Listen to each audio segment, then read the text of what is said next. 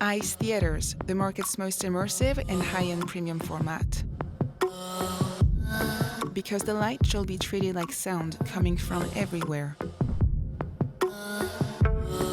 Discover the ICE Theaters experience and embark on an immersive odyssey beyond reality.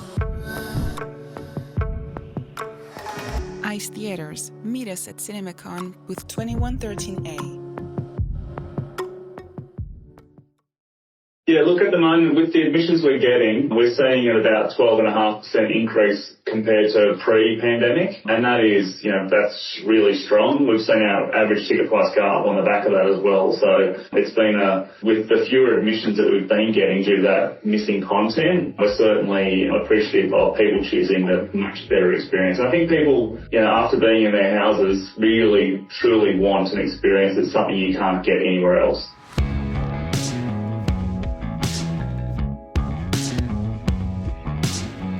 This is the Box Office Podcast. I'm Daniel Loria, the editorial director of Box Office Pro, the pulse of theatrical exhibition, here in our daily CinemaCon podcast series presented by ICE Theaters. Today is April 26th, Wednesday. We're going to be going over the schedule and all of the highlights from Tuesday here at CinemaCon 2023. And in our feature segment, we will be speaking with Luke Mackey, the Director of Entertainment in Australia from Event Cinemas, and also Alexandra Holden, the Group General Manager over at Event Cinemas. That's coming up in our feature segment. But first, let's introduce our co-hosts here. We've got Rebecca Pahle, Deputy Editor at Box Office Pro. Hi. Hello. And Romeo Duchene making his triumphant return here on the Box Office Podcast from the Box Office Company. Welcome, Romeo. Bonjour, mes amis. Glad to be here.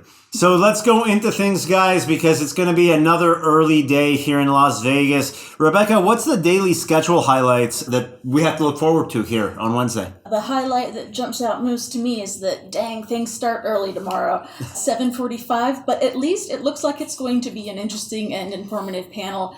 We have community building at your cinema through creative marketing with panelist Luke Parker-Bowles of Cinema Lab, Eric Carr, Senior Vice President in Theater Marketing at Universal, Gabriela Gomez of Department of Influence, and Michael Kosterman, the Chief Experience Officer at Alamo Drafthouse. So I'm excited for that one. And then by 9:30, the Disney presentation. Yeah, I'm excited to, I don't know if I'll actually be able to get and stay and sit through the screening, because obviously we have a ton of it. We have 18 million things we're doing here at Box Office Pro on any given day at CinemaCon. But yeah, The Boogeyman, that was a film that was originally going to go straight to Hulu. Now it is going exclusively theatrical with an exclusive theatrical window. And, that certainly speaks to their confidence in the film, I think. I'm excited. I'm a horror person.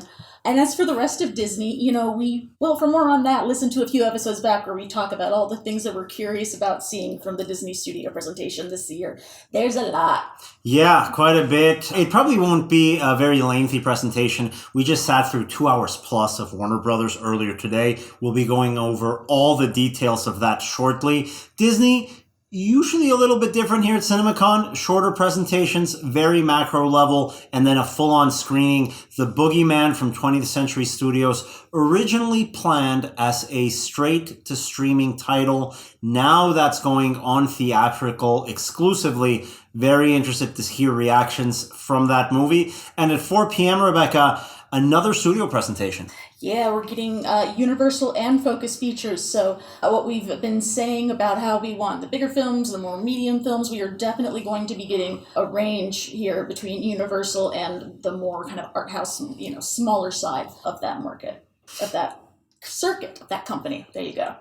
And let's go into everything that happened here on Tuesday, because it was another packed day at CinemaCon. Usually Tuesday is when everybody goes into the Coliseum, hears a State of the Industry presentation from John Fithian, remarks from the head of the MPA, Charlie Rivkin, and a nice speech from the recipient of the NATO Marquee Award this year. This year was a little bit different because obviously we've got John Fithian retiring.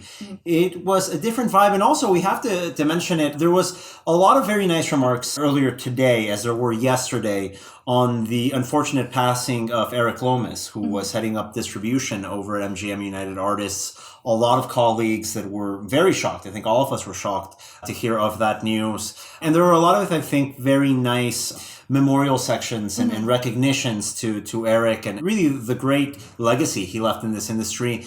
I think rather than going into too much detail of what happened to the state of the industry, that's the big takeaway that I had. Yeah. Just the moments that we had in memory of Eric Lomas. How about for yourself, Rebecca? What stood out for you? Yeah, I mean, all in all, I think the tone was a little bit more positive, a little bit more even keel, maybe, than in previous years. I think it's fair to say that the last 2 years maybe, I don't know, is combative. I don't mean to say that the tone has been combative previously, but the industry, Had a chip on its shoulder. did feel a little bit, rightfully so, under siege in the few previous CinemaCons. This time around, in the State of the Industry address from John Fithian and in Charlie Rifkin of the MPA in his presentations, we got kind of really hammering home a lot of the points that have been expressed by other panelists so far this year. Streaming, or rather direct, day and date on streaming, proved itself to be a financial failure. I know people have been saying that, but I don't mind hearing it 1 or 2 or 3 more times. Honestly, I think that we as an industry deserve to crow about that kind of as long as we want. And then also kind of looking at the importance of cinema as a global marketplace. Obviously, when we hear at Box Office Pro talk about that, we mean it from, the perspective of exhibition. Charlie Rifkin of the MPA came, at least in his speech, more from a production angle about how the MPA is really, really working to enhance film production globally in different markets. You cited the Middle East as like a booming market with a ton of potential. We definitely know that that's the case on the exhibition side of things too. So yeah, no big surprises, I think, in either of those speeches, but I'm good with a lack of surprises after these last few years we've had with a lot of bad ones. Yeah, I think it was a little bit of a return to stability. Maybe not normalcy, but stability here on the schedule, on the calendar, and it's reflected on the remarks that open up Tuesday morning over at the Coliseum.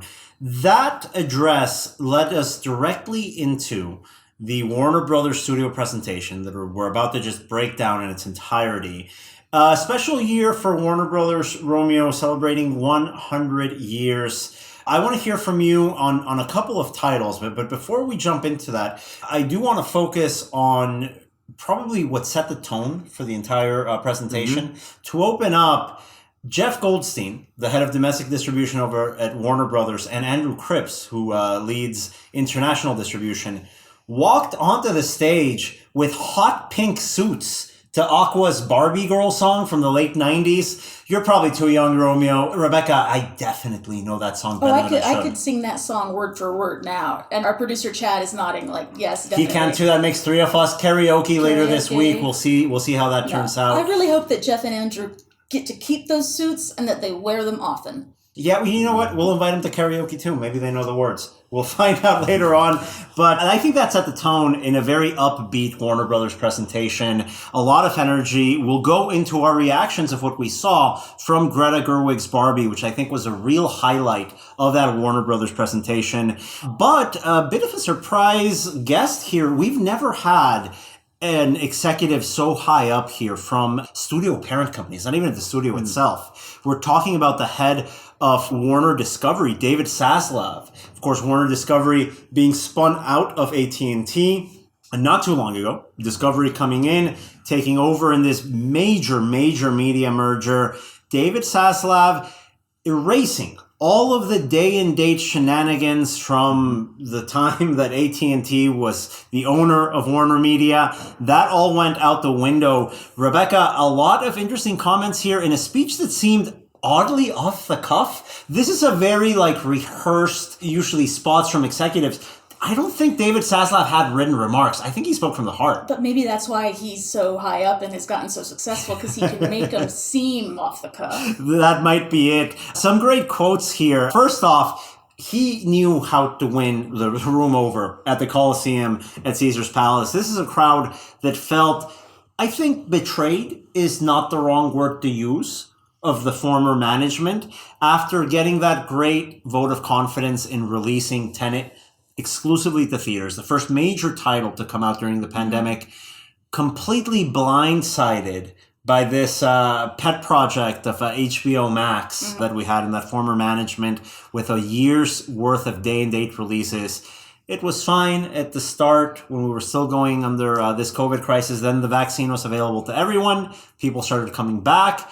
And then just the second half of that didn't work. Yeah. That's gone. That's out the window. What did David Zaslav say about his stance on day and date and theatrical exclusivity? It was interesting because, well, first off, he said what we all have been saying long before anyone at Warner Brothers Discovery was saying it.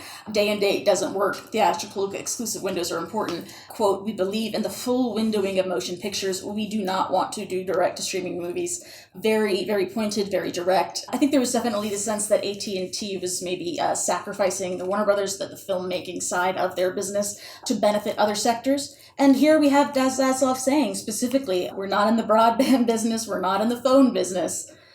We're storytellers, and we actually are here to focus on film. I found it so interesting that the head of Warner Discovery went to great lengths to distance himself and his management team from the folks that were there before, telling the studio people what to do and the strategy things. We know, in many regards, we know that the folks at Warner Brothers who had to take these orders from the people above them were put in very uncomfortable situations, long-term relationships, working relationships with folks in exhibition, both domestically and internationally.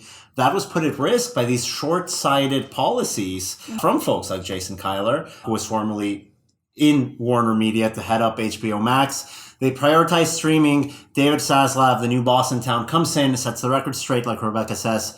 That's the past. We're not in the selling phone business. They're not selling phone plans. They're not selling internet packages. They're telling stories. They're making movies. I think it was the right thing to say at the right time. And I think the best example of that is what we saw from the Barbie movie. Because this, I think, under many other studios, under many other eras, would have been a very, very different movie. This iteration of the Barbie movie under Warner Brothers had one thing that completely sold it to me. For me, that was directed by Greta Gerwig, written and directed by Greta Gerwig and Noah Baumbach. And what we saw footage from the Barbie movie today, I could hear Greta Gerwig's voice through a lot of the dialogue. In the same way that when you watch Lady Bird, of course, yes, that's Saoirse Ronan saying those lines. She's not doing a Greta Gerwig impression. She has a very distinct voice, and I think it's... You think of Barbie intentionally by kind of the nature of what it is. I mean, it's kind of blank. Little kids play with Barbie. They put their own ideas and hopes and dreams into Barbie. So I think having a distinct, powerful tone there is really important and really amazing and really good. It kind of feels like another Warner's film that came out a few years back, the Lego Movie. Like, you remember pre-Lego Movie? It's like, oh my God, they will make a movie about. It seemed like a cash grab, right? It seemed like just, let's get this corporate thing, make some money out of a toy. This February movie can't possibly make me cry. Yeah.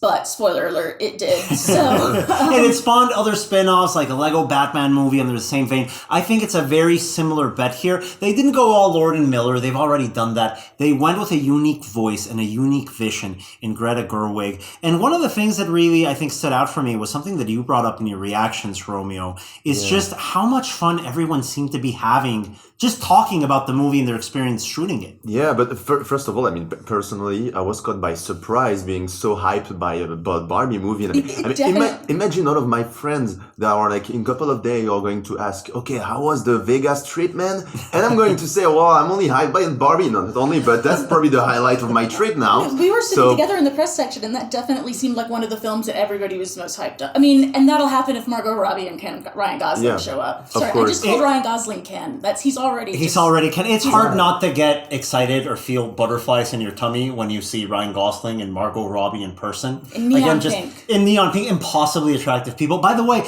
I don't know. We were talking about this before recording. Was Ryan Gosling wearing like a hot pink version of that, like that scorpion jacket from Drive, that bomber jacket from Drive, but in hot pink, very Barbie-fied. I don't know if that was a callback. Maybe I'm imagining things, but there's a lot of these little playful elements throughout what we saw from the Barbie movie. I cannot wait to see it. Yeah, definitely. Margot Robbie made a very cute and very funny comment about the atmosphere on the set. According to her, the atmosphere had a distinctive quality. The vibrant colors created a feeling similar to a rush of dopamine. And even members of her crew's production crew, such as those from the Fast X team, shooting member were drawn to the Barbie set due to its intriguing nature. So yeah, a real unique atmosphere, and we really felt that when Margot Robbie and Ryan Gosling and Greta share with us this movie today. So yeah, I don't think I'd be as excited for this movie as I said earlier if it wasn't for Greta Gerwig's involvement.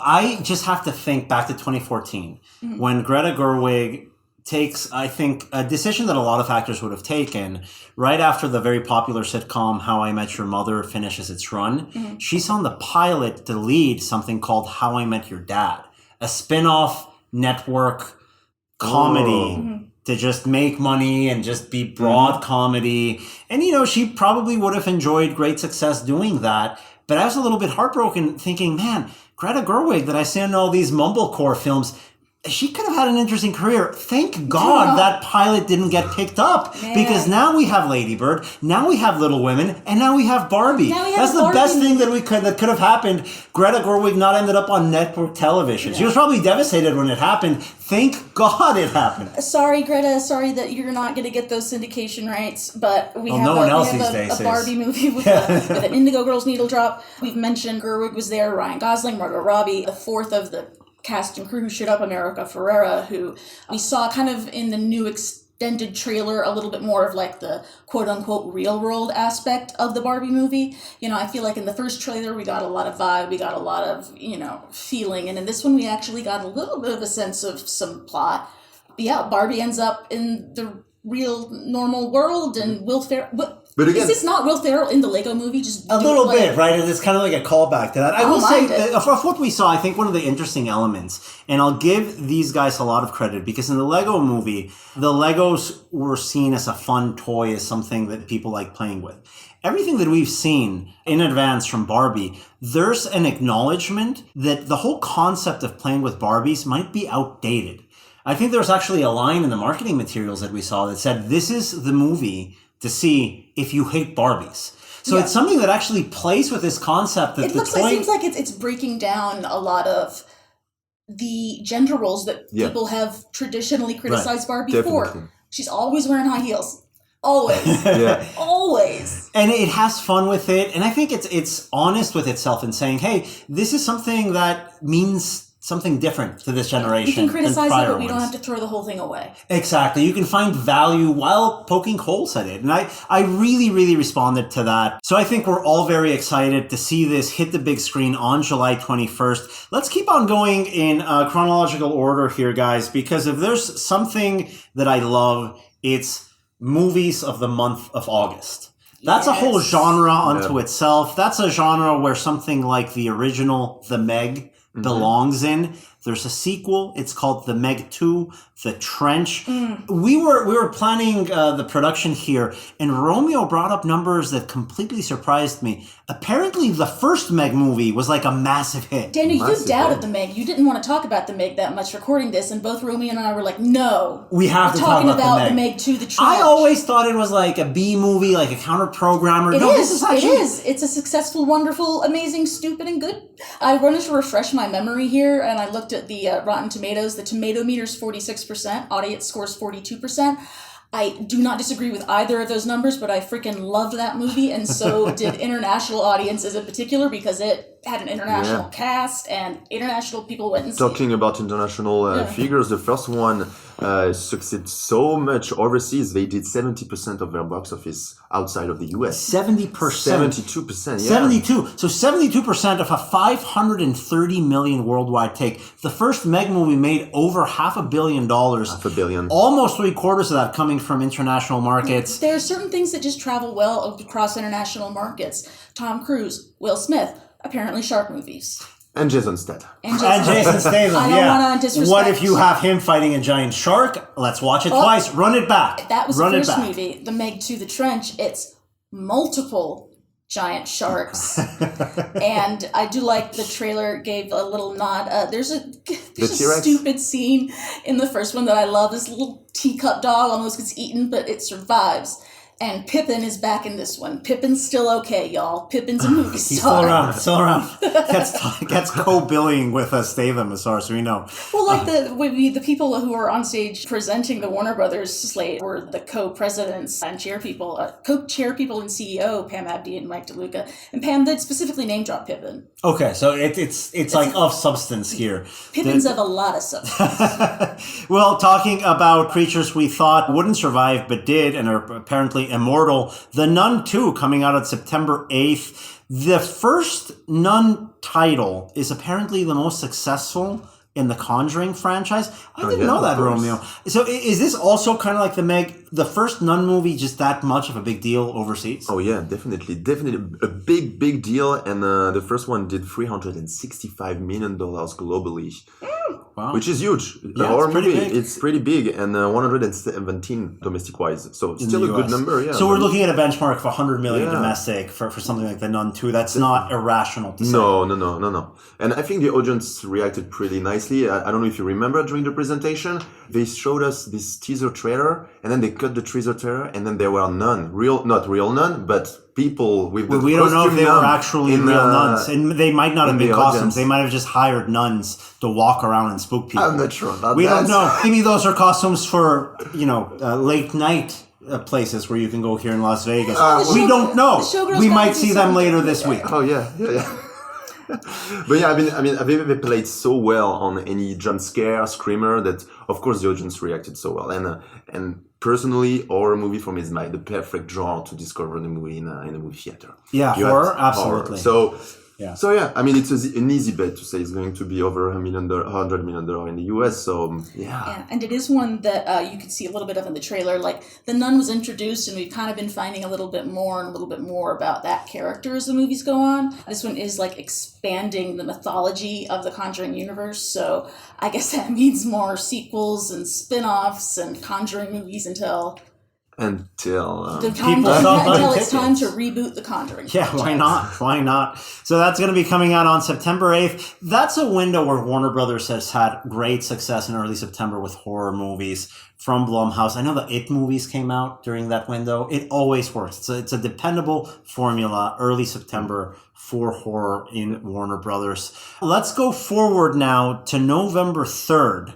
Because one of the most anticipated films of the year, at least for myself, is coming out, Dune Part 2, releasing on November 3rd. I'm already trying to come up with excuses. Guys, my wedding anniversary is that weekend.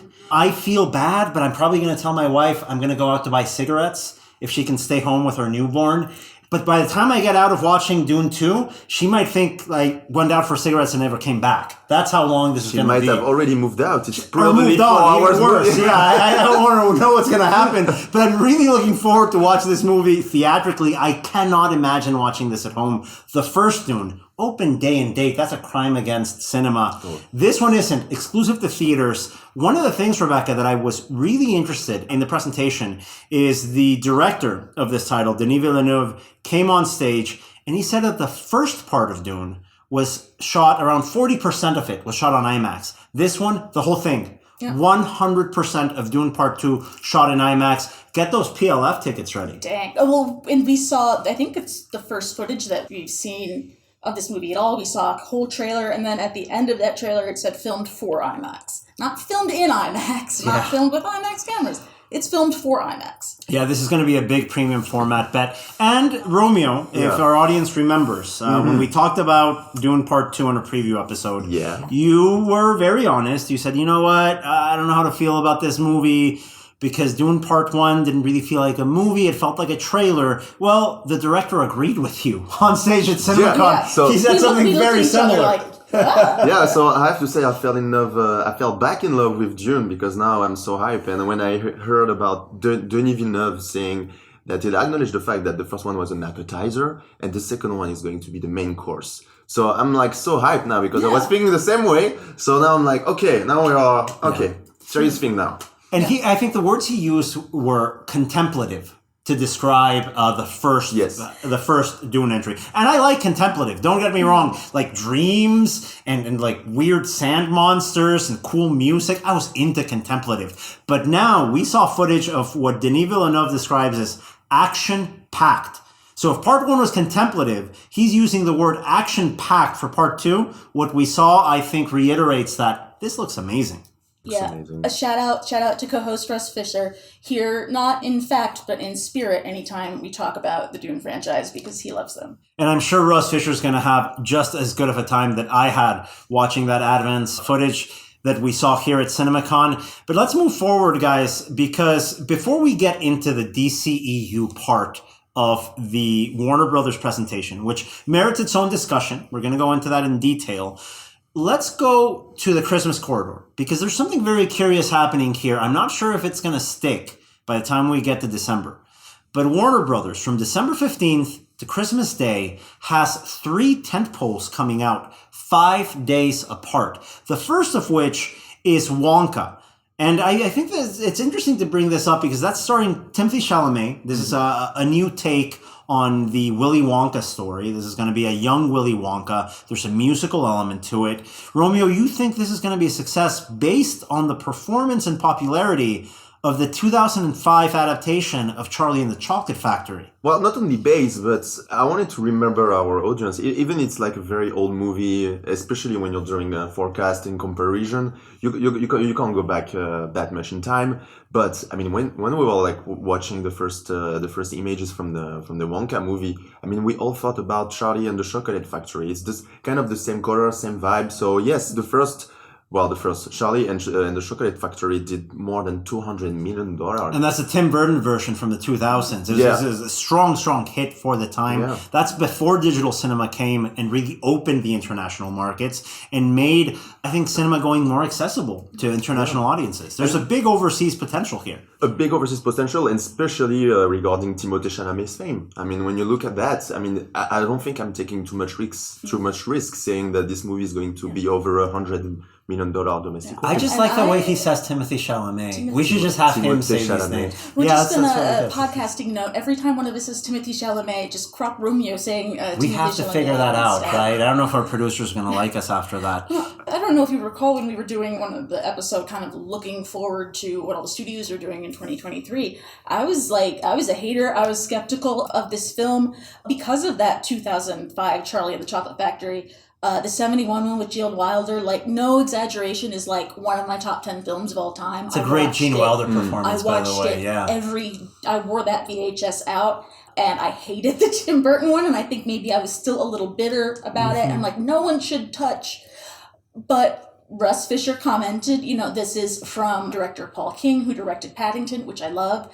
And, seeing the trailer, I see, those Paddington vibes. You can definitely tell that it's directed. It has a musical element. 100%. And also, it is, like, clearly paying homage to that Gene Wilder, Mel Stewart, Willy Wonka, The Chocolate Factory from 71, Timothée Chalamet specifically citing how, Gene Wilder's performance was key to him, whereas the Burton one kind of felt like it was trying to shy away. It was like... It was a Johnny Depp show, Johnny Depp doing the Johnny Depp thing. And it was very like, oh, no, we're not doing a remake, we're doing an adaptation of the book. We're going to be more book accurate. Yeah. I'm not going to talk about that anymore because I could go on for way too long and we'd still be here when that marketing panel starts tomorrow at 7:45. But suffice to say, I'm excited for this one now. I was not before.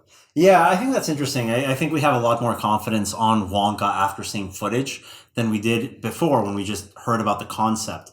Now we know Hugh Grant plays an Oompa Loompa. Yeah, well, yeah, you just broke it on the podcast. Well, it's probably written everywhere by now, but we did see in the trailer an Oompa Loompa Hugh Grant. It was quite funny. Great reaction from the crowd. Yeah, I think that's the power of CinemaCon when it comes to these advanced reveals, is there are ideas that look terrible on paper, that once you get to see some footage, you can get a little bit excited. You mentioned the Lego movie years back. The Lego movie on paper just sounds dumb and kind of cheesy and cynical. But then you saw the first look at it and you're like, wow, there's something here. I felt that with Wonka today. Not to be cheesy and maudlin, but like it's those surprises that we are all here for in this industry. And it's those surprises and sharing that experience with other people of the, like, none of us thought this was going to be anything. And you're just kind of looking at everybody else like, this is crazy, right? Like that. A sense of discovery. Yeah. You feel like you're watching Warner Brothers discovery. Yeah, there you go. That's the first and last pun we'll have on today's episode of the Box Office Podcast. But that's coming up on December 15th, Wonka.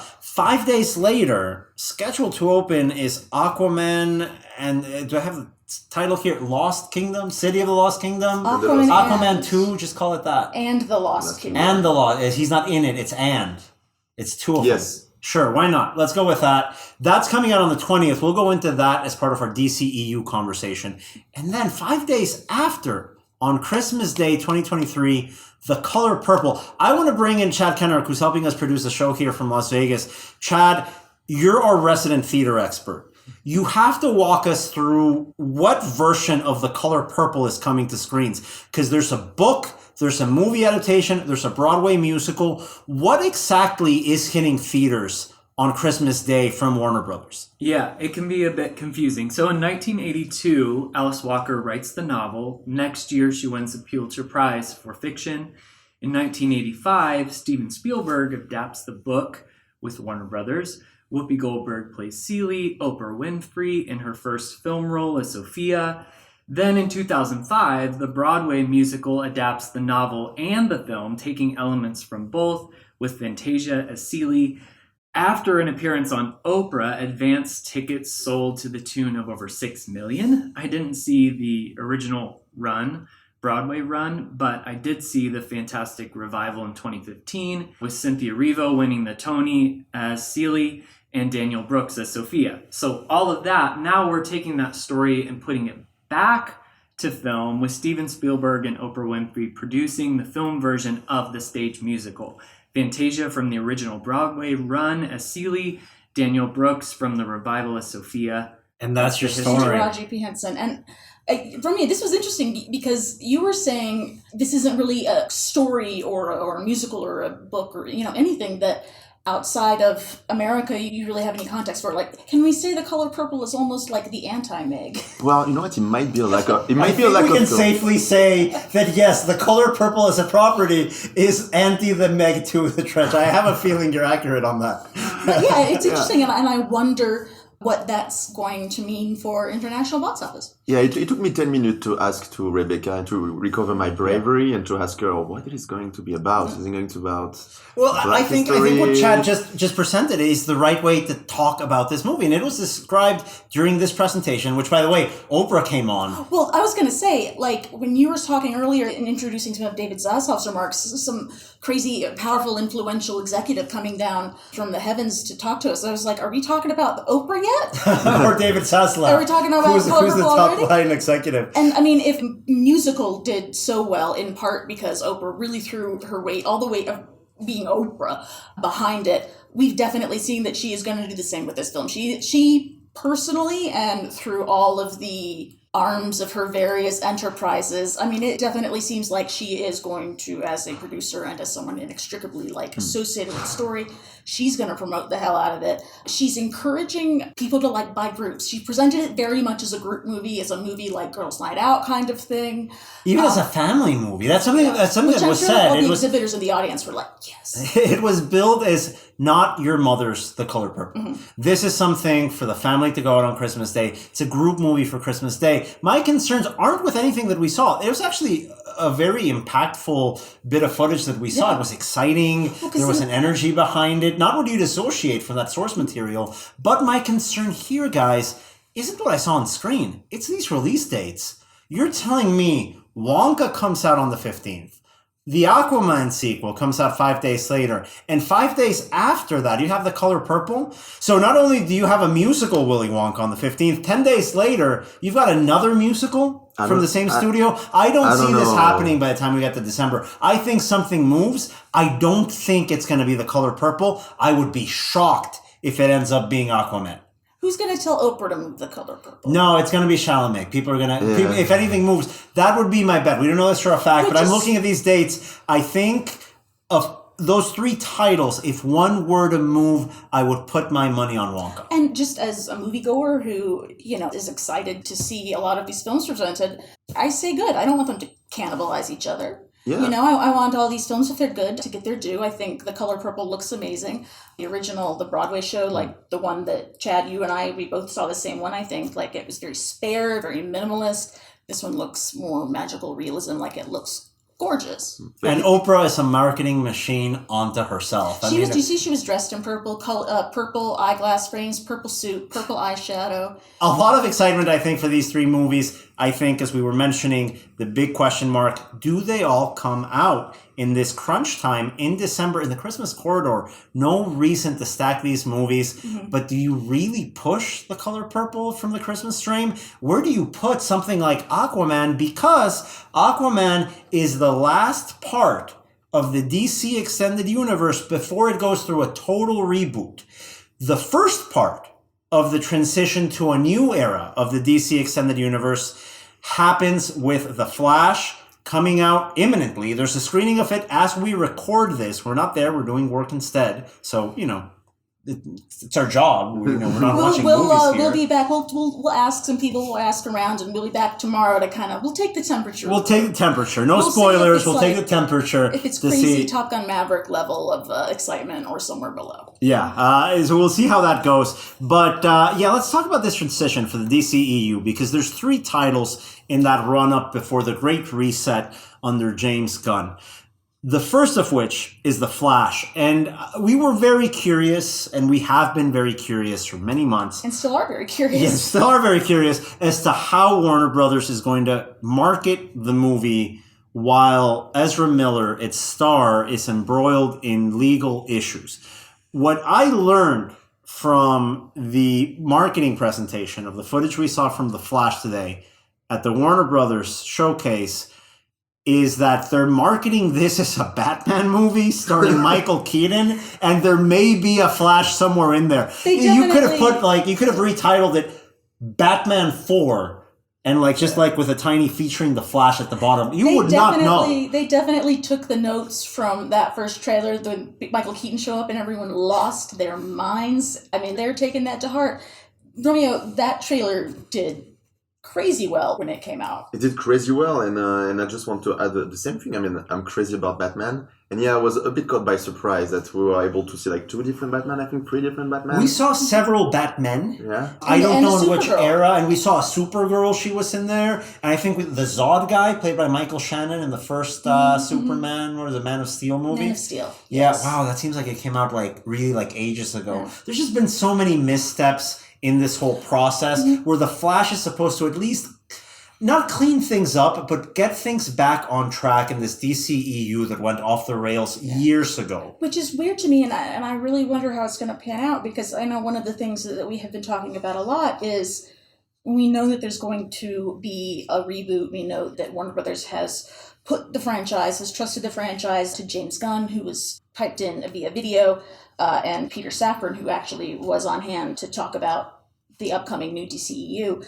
I mean, the fact that we do have this reboot coming, the fact that we have 3 films left in what Russ Fisher has called the, quote, lame duck incarnation of the DCEU franchise. And Peter Safran said that he expects these final 3 films to transition into this new incarnation of the DCEU rather than there being a cut point, completely different things. Yeah, and I think that's really going to be the strategy here, where rather than opening the door to a whole new rebooted DC universe, we're probably building up to that December 20th Aquaman sequel, which has the potential to be the highest grossing globally DCEU title of this era. But before we get there, guys, we have one more title awkwardly sandwiched in between.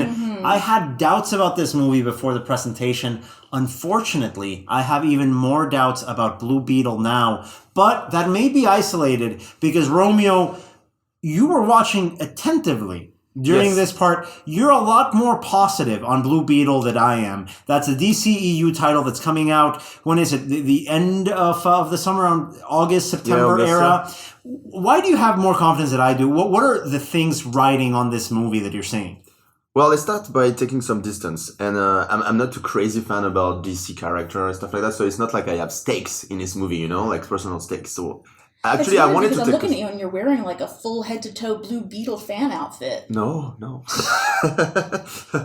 Yeah, I'm a bit more positive, Daniel, about this movie, but I wanted to start by saying that I don't have personal stake in any DC character. Like, I'm not a crazy fan about superhero. I love those movies, but I just wanted to say that I wanted to take a step back, and let's start by the trailer. The first trailer dropped a couple of weeks ago, early April, and they were so lucky to trailer in front of Super Mario Bros. Oh, that's where they put it. The first trailer for this Blue Beetle thing comes out ahead of the Super Mario Brothers movie. So it has eyeballs, but is that going to translate to box office sales?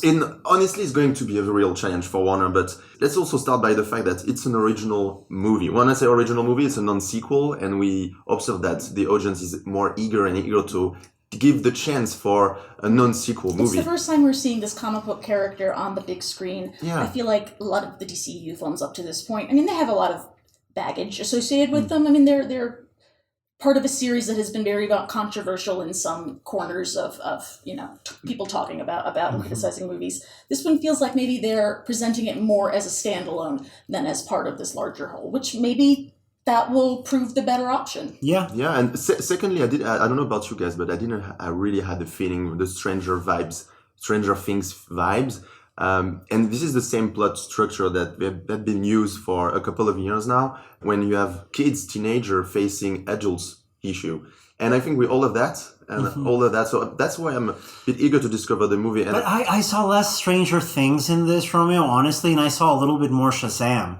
And if there's a property you don't want to look like in the DCEU right now, it's Shazam. It just seemed like Shazam with Mexican-American actors. That's what it looked like to me. I don't think that's going to be enough. It looked like Ant-Man to me.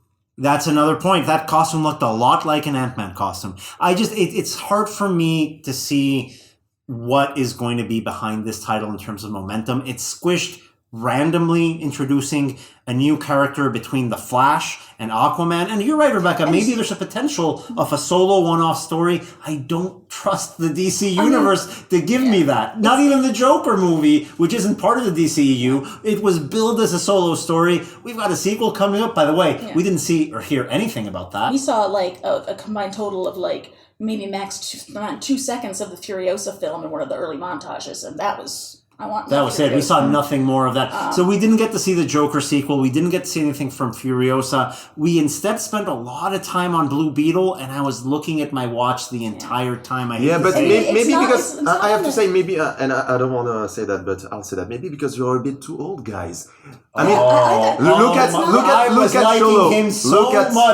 at Sholo. Chad's giving me a face right now, going like, I can't believe he just said that. Well, no, I'm like 3 years older than you. I know, but you didn't mention the lead character. Sholo. You have to pronounce. Okay, so you pronounce the French names, I pronounce the Mexican names. That's how it goes. Yeah. It's Sholo Mariduena, who's going to come in because he was part of the cast of Cobra Kai that I think half the world saw during lockdown. Exactly. So I really trust that this guy can bring a kids audience, teenage audience to the movie theater. And when you look at viewership data from the trailer, they are crushing the last Shazam, Fury of God. So that's why I'm a bit more confident about this figure. And also, let's not forget that one of the lowest grossing DC movie after Batman vs. Superman in 2015 is Suicide Squad, that did $60 million domestic. Yeah, but that was during the day and date era, so I'm not sure even more. So that's true. I mean, I just think it's not a movie that I personally am interested in seeing, but I think that it has potential to bring out those family audiences. You look at that August 18th window, I mean, that it's coming out in August, it's coming out as, kids are going back from school, maybe families want to do like one last big hurrah or something. I'm not willing to count it out yet. That's a really good shout, Rebecca. This is a low-risk, high-reward release date, putting it where it is in August. It does great. They build some more of that into the next DCEU. If it doesn't, there was a one-off, they can move on. Yeah, it's very awkwardly positioned. That's why I think I wanted to sort of spend more time than we planned discussing our reactions and the potential of a movie like this, because at this point, it can honestly go either way. I can see this overperforming massively or being a big disappointment. We don't know yet. I would like to be a bit more balanced because I feel that way right before they launched the trailer. And when you look at all the reaction, We are all waiting for that. I mean, this kid is a kid of internet, so that's probably why we have so much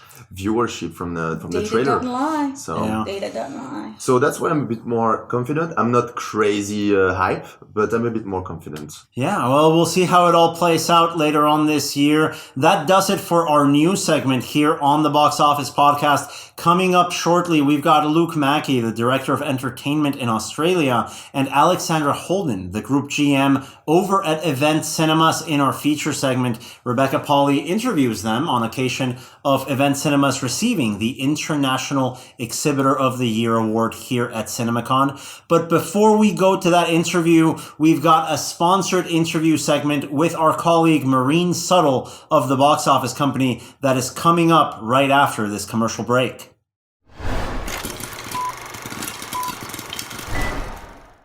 This episode of the Box Office Podcast's CinemaCon 2023 edition is supported by Park VIP. Park VIP is the newest, coolest, and must-have tech to add to your movie theaters. Your guest experience starts in the parking lot, but we all know how those parking lots can get during the weekends. And Park VIP allows your guests to reserve a VIP parking space before they arrive, avoiding that unpleasant hunt for a space. It's a breeze to use and it's integrated right into your ticket flow. Here's how it works. Customer arrives, clicks on a link from Park VIP, and gets access to their premium parking space. You collect the revenue. Park VIP handles all the installations and maintenance. With no downside risk, isn't it time for you to add a new revenue stream to your theater? Visit parkvip.app for more info. That's parkvip.app for more information.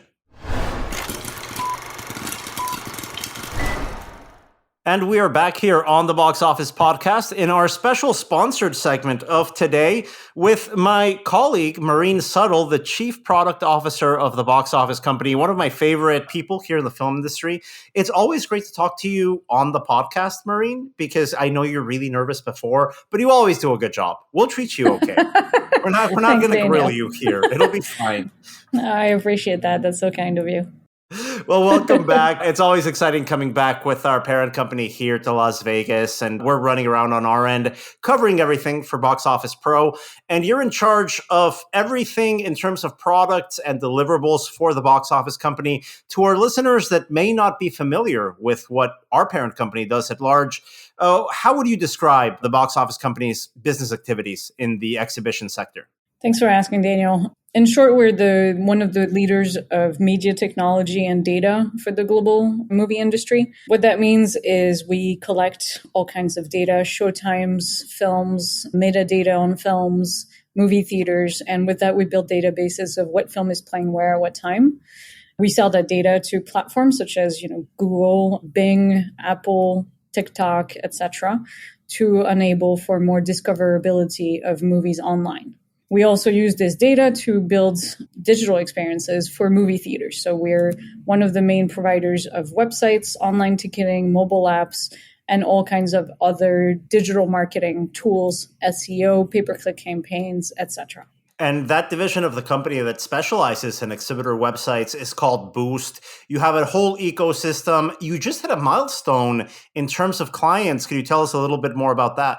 We've been serving movie theaters for their tech needs and digital needs for over 20 years now, but we launched this new division and a new set of tools about 2 years ago, and we have now over 100 exhibitors that are trusting us on these platforms. And so that's a really big deal for us. We're really grateful for the trust these exhibitors are giving us, and we're excited for the power these tools can bring to our clients. Could you tell us who some of those clients are? Because it's a big global company. We've got offices in a couple of far-flung locations. What's that diversity of exhibitors that you're working with on this Boost system?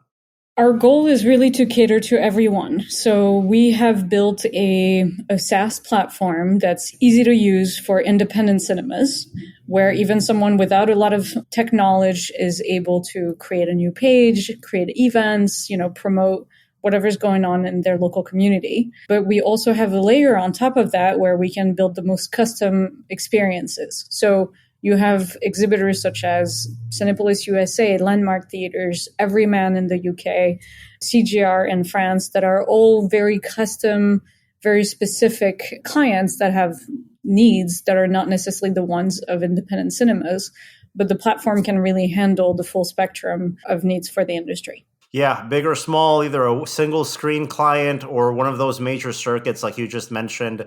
As we look at the future of exhibition, we've been seeing this big trend of exhibitors investing more on their mobile apps, on their websites, on making sure they can sell tickets on their own instead of relying on aggregators like we have here in the US market. What's been your perspective looking at this transition to exhibitors managing that conversation with their clients directly through their digital channels? It's the smart move for them. We did a survey of our exhibitors in multiple countries. In the US, it's over 50% of tickets that are sold online on the exhibitor's website. In the UK, it's even higher than that. I think some of them are shooting towards 70%, 75% of tickets sold online. So that's where the conversation is happening today. Most people don't line up at the box office, 10 minutes before the showtime anymore. So that's really where it makes sense to drive the most investment, because that's where we can drive conversion and make a difference on the bottom line of our customers. Maureen, thank you so much for joining us. Thank you so much. My pleasure. And now coming up next here on the Box Office Podcast, today's feature interview right after the break. How has 2023 been so far, in the Australian, New Zealand market for you guys? And I think, like a lot of the territories, we've had a bit of a patchy year. We've had some, really promising films. Starting with Avatar was incredible. And then we're just missing a lot of that mid-tier content and the volume and some consistency. But when customers see a film that they love, they are here, they're choosing our premium concepts, and there's no hesitation to come back. And, the Australian New Zealand markets have we've had some of the toughest lockdowns during the COVID period, and consumers are certainly making the most of, the newfound freedoms. So they're coming out, they're enjoying it, and we're making the most of them coming. Great. Are you finding that they are gravitating more towards those premium experiences? You have so many of them of so many different types. Are they over-indexing, by more than they did pre-pandemic? Yeah, look, at the moment, with the admissions we're getting, we're seeing about 12.5% increase compared to pre-pandemic. And that is, that's really strong. We've seen our average ticket price go up on the back of that as well. So it's been with the fewer admissions that we've been getting due to that missing content, we're certainly appreciative of people choosing the much better experience. And I think people, after being in their houses, really, truly want an experience that's something you can't get anywhere else. You guys have so many different types of premium experiences. It's not just one type of, luxury recliner, one type of, big screen. How do you determine, in the research phase, what market will respond well to which things? We've got a national footprint across a large territory, and, we've got regional cinemas and we've got metropolitan cinemas. And what we have found, I'll talk to that part first, and Alex to maybe talk to the seat research piece, is that there are customers in every market that appreciate premium cinema, gold class, VMAX, and the parts that they appreciate consistent across all of our markets. Mm-hmm. It's just about then finding, what the level of investment is for those markets based on the return. So, people are generally the same in all markets, and they, if gold class resonates with all different audiences across all of those markets, and the experience is loved by lots of people. In fact, our competitors, often their cinemas get called gold class, even though they're not, because that's what people refer to as premium experiences now, is gold class or VMAX. So, but from a research perspective with seats, I'll let Alex talk to that. Well, we've been on a really interesting journey. We are, I think it's, important to say we are obsessed with customer research. And actually listening to what our customers want. And I think as an industry for such a long time, we kind of all built cinemas that look really similar. And it went from a traditional type of cinema, like a black box, dark design. People experimented with premium. We're one of the first markets to do that. And we ended up with this kind of two cinema concepts, one very basic original cinema and our gold class seats that happen to have recliners and a dine-in experience. And we kind of didn't shift away from that for a really long time. And a few years ago, we kind of sat back and went, well, what does the future of cinema look like? What do our customers want? And we ran a really extensive research program where we literally went on Luke was part of a trip, a global search for the best seats. It was amazing. Yeah, the best seats in the world. And we came back and we actually pulled out seats that were in a traditional cinema and put in all of the seats we could find from around the world to test what our customers actually thought. And we brought through groups of people to test each of the seats. And off the back of that, we were able to kind of shape what our experiences could look like for the future. Boutique that we talked about before was actually one that came off the back of some of that research. It was a seat that we personally loved, and we were like, so comfortable. Let's throw it into the test and see what our customers think. And they absolutely loved it, and we built a cinema off the back of how well that seat tested. One of the big things as part of our business goals at EVT, and not only the cinemas, is about maximising assets. And so we looked at our cinemas and we went, is there a way that we can make the undesirable areas of our cinemas desirable? Mm-hmm. And you think about it, right? No one is jumping to sit in the front row. Not typically, right? And so we're like, correct. Your next crane. Is there a way that we can make that area desirable? And one of the things that came out of this test was that day beds were a really great solution for the front row of cinemas. And different seats tested, overperformed with different demographics. And I think for us, we found the day beds were teenagers and families with young kids, because parents with two small children could sit on a double day bed really comfortably, teenagers because they hang out with their mates, what have you, to sit there. And what we've seen based off doing the reconfiguration of our cinemas is the heat maps. So we've actually looked at heat maps of where people have bought in the cinemas since adding in different seating types. And we've now made those less desirable areas of the cinemas desirable. So where people were not sitting before, they're all of a sudden picking that first. And that's all based off the research that we did with our customers. Another element of event that I wanted to ask about is sustainability issues. I mean, it's something that's gotten more and more talked about. I feel like it kind of took a back burner, rightfully so, during the pandemic when, bigger concerns. But can you talk a bit about event cinemas attitudes towards sustainability and some of the sustainability efforts that you do? Yeah, look, it's a great question, and something that, as a father of three kids, and just something that we care about generally, our business is really passionate about. We're also owning ski fields down Thredbo, and the environment is an absolutely critical part of what they do in that territory. So they have to be, across all of that.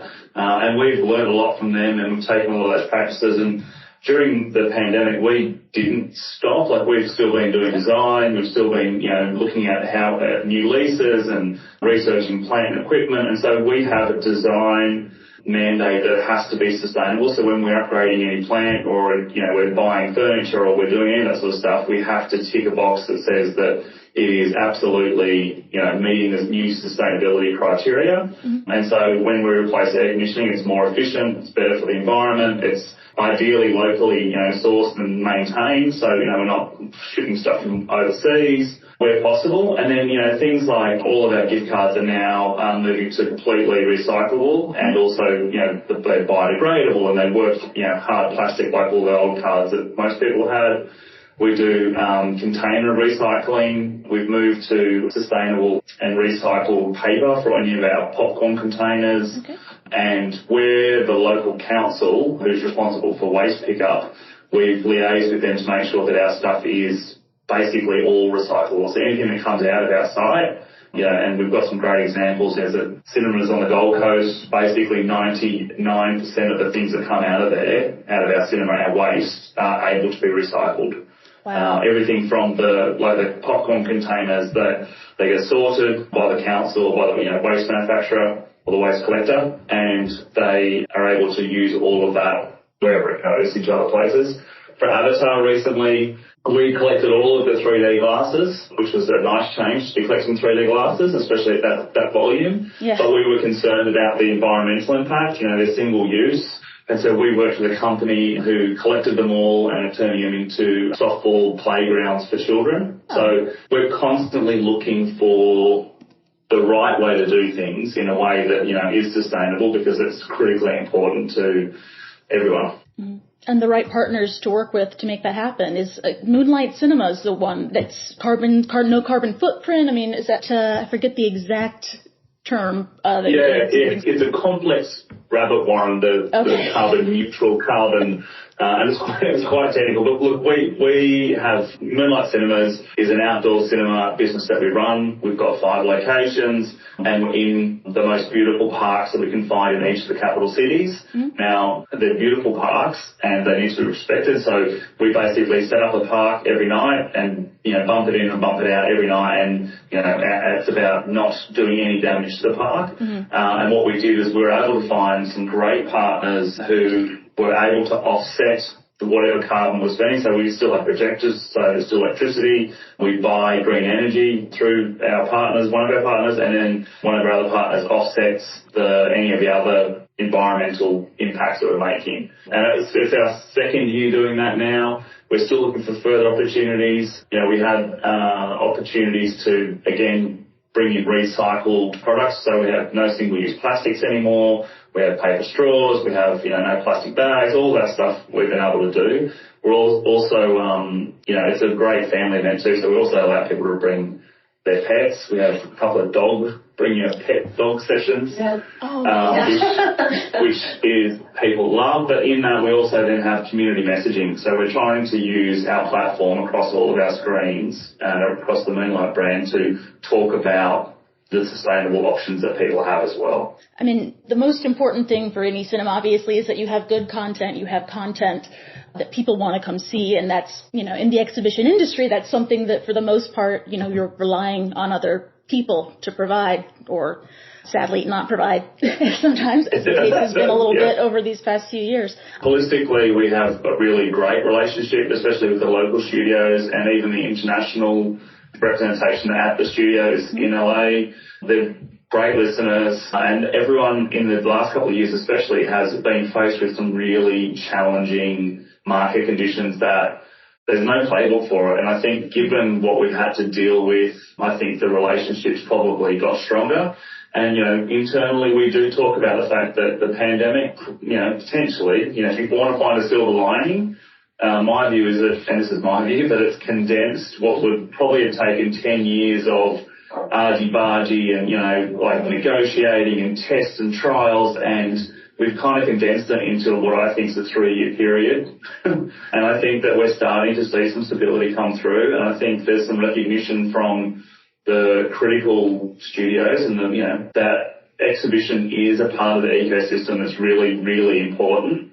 I think as David Zaslav was quoted at 5 times more profitable if you release a theatrical downstream. Mm. It's a pretty powerful statement, and it gives me a lot of hope that they're going to return in a meaningful way to providing that consistent content. And I think we have, like as I mentioned before, the snowfields. They're relying on snow. If they have a bad snow month, it's a bad season. We're the same.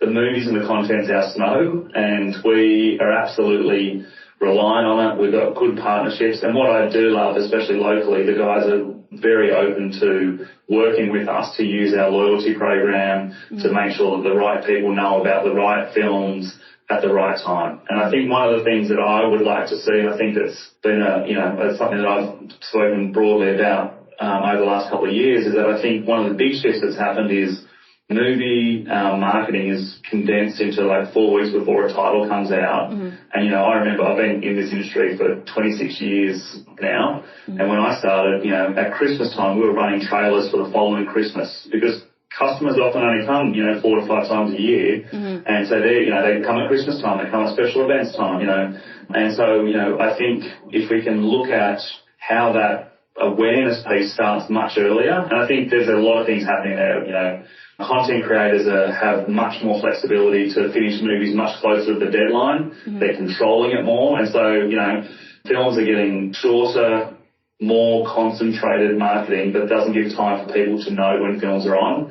And we're all busier now too, right? So, I often go to a barbecue where people are saying, hey, when's Maverick coming out? I'm like, it was out for 26 weeks. Come on, man. Everyone's doing a really incredible job given the circumstances. They had production delays. They had, there was a lot of nervousness globally.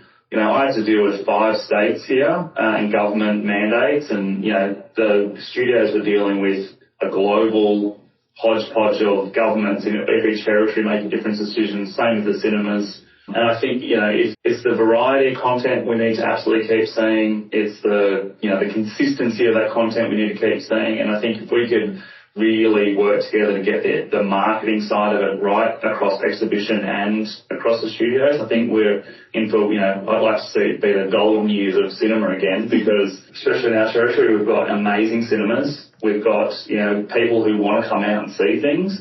We just need the content there. And I think just to finish on that, like the introduction of Amazon, releasing Air over the weekend here, it was in our top 3 films, with very little lead time really, in my opinion, but it's getting great reviews, and the quality of the content will mean that people will come back and see something else that trailed on that film. So, our research tells us that seeing a trailer for a movie in the cinema is a really high predictor of them coming back to see that movie.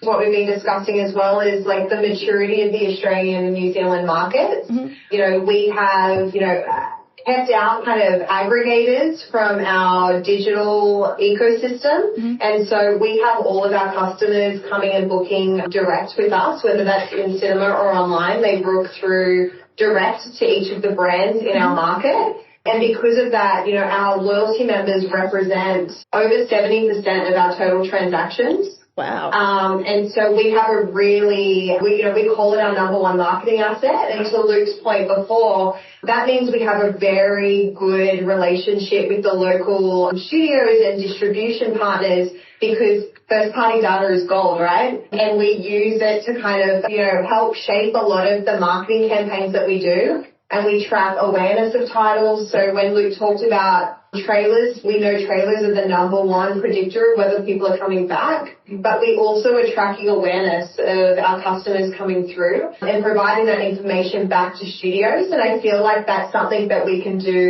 work even closer with the marketing departments of major studios on as well, around, what audiences are over-indexing with the content that they're coming out, having, being part of that kind of longer lead awareness piece, I think can only be super valuable to both exhibition and distribution, particularly in the kind of years to come. So, and I think, there's 2 great examples in my mind. The leaked photos from Barbie last year have kept Barbie in the top 10 list of, most desired film to see. And the other one was John Wick.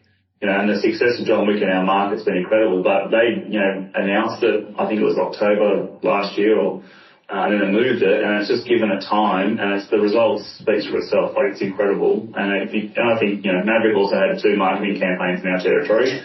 I'm not suggesting they do that every film, but it certainly helps giving people time for that awareness and then the anticipation and then the action, 4 weeks out. So.